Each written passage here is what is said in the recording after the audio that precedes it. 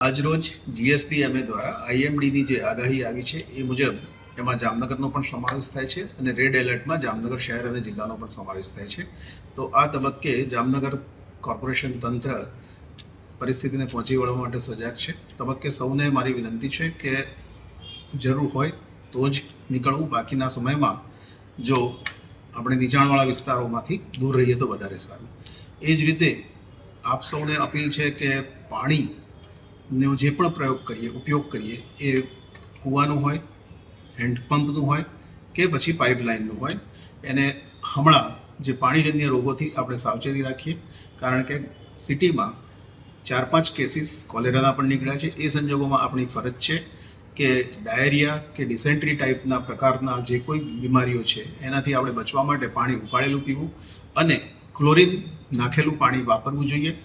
મહાનગરપાલિકાના water supply તંત્ર દ્વારા પાણી ક્લોરિનેશન કરેલું જ મળે છે, પરંતુ એ સિવાયના પણ સોર્સનો ઉપયોગ લોકો કરતા હોય છે. તો એવા પાણીમાં ક્લોરિનની ટીકડી નાખીને ઉપયોગ કરવા વિનંતી છે. અને ખુલ્લા ખોરાકો કે ગમે ત્યાંથી કોઈ જે પદાર્થ મળતો હોય કે પછી બરફ હોય એવી વસ્તુઓનો ઉપયોગ અત્યારે હાલ પૂરતો ટાળવા વિનંતી છે.